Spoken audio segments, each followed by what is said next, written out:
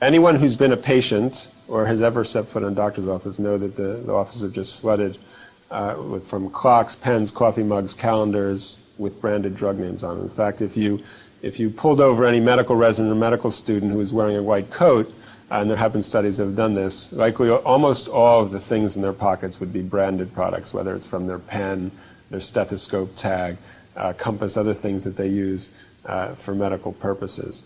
And so the most obvious thing about that is that doctors and students even are walking advertisements, are really saying these things are okay, advertising for these products, which is really, that's a problem in itself. And then, of course, the other problem, which I consider even the primary problem, is that they're receiving gifts from company and therefore developing relationships with the companies. You get cases and cases of pens and cases of stethoscopes and things like that that are all within the AMA and pharma guidelines. But you also have a budget that pretty much is unrestricted. Doctors now, their morale is fairly low. Managed care is causing a lot of problems for them. They're being treated now as just one more vendor in some respects. And the drug company salespeople treat them with terrific respect. This starts out at the first day of medical school, and in many medical schools, even the incoming students that are 2 years away from seeing a patient will start to get gifts from the pharmaceutical industry. And as these students get farther along in their medical education, the interactions and the gifts escalate to free lunches, to dinners, to trips. No matter where you spend money in pharmaceutical promotion, whether it's within sample distribution, educational programming, non-educational programming, champagne, brunches, happy hours, New York Jet tickets, no matter where you spend the money, you make money. And my boss always told me, don't worry about it. There'll always be more funding. Spend what you can. In fact, if I give you $100,000 to spend, Gene, I want you to spend $200,000. Certain activities that would be illegal if they were called marketing are not illegal if they're called education. There's a safe harbor for them. For example, it's illegal to give kickbacks to doctors to prescribe your drug. But if you're essentially paying them to educate other doctors or to be educated by other doctors, then it's no longer a kickback. You can hide anything under educational. You can hide 18 holes of golf for 50 people under an educational event. And during those 18 holes, you can give a case of scotch that costs $1,000 to each one of the recipients of this free golf round.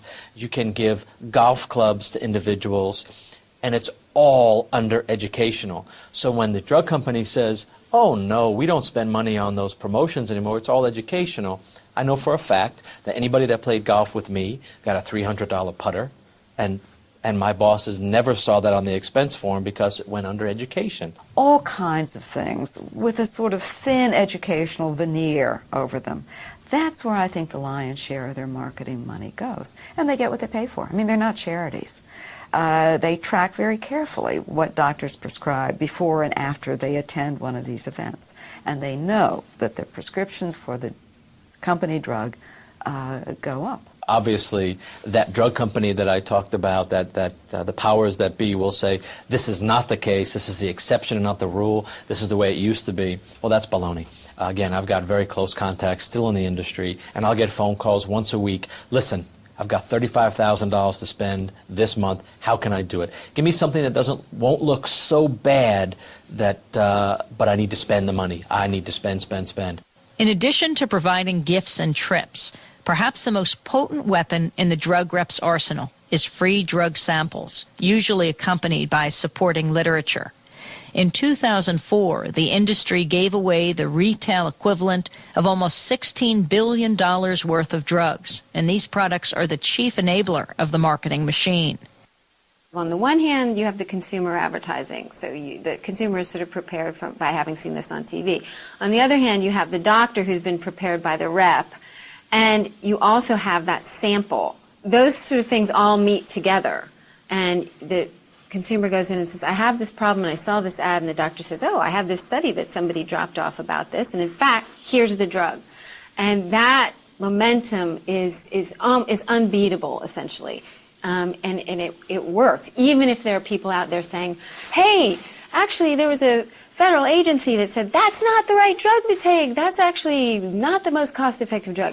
None of that stuff matters, because that apparatus that I just described is so powerful. And what it is a way of getting both patients and physicians hooked on their product, which is always the newest, most expensive product on the market. You don't see generic drug companies out there sampling generic drugs that cost $3 a month. In any town USA, you walk into a physician's office and you walk into a room that's usually a 10 by 10 room full of hundreds of thousands of dollars of samples. They're all the most expensive branded drugs. These are drugs that cost upwards of $100 to $300 a month, and the office is full of them.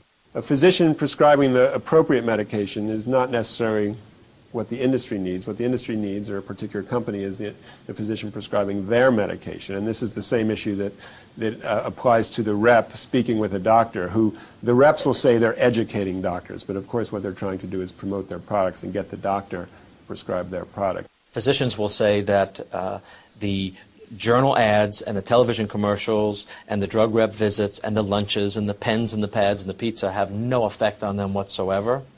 And they'll also say that although it has no effect on them, that it most definitely has an effect on their colleagues. I knew, as an industry insider, that whatever I did affected my market share. All the literature that's looked at this shows, not surprisingly, that doctors are influenced by promotion, that the more they meet with reps, the more legitimate they think the information they're getting from reps, the more likely they're prescribed more expensive medication, for example, more inappropriate medication.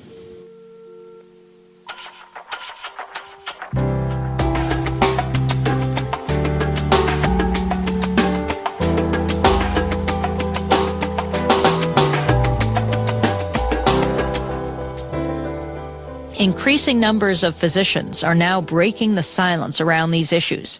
They're refusing to meet with drug reps and working to expose Big Pharma's influence on the medical profession.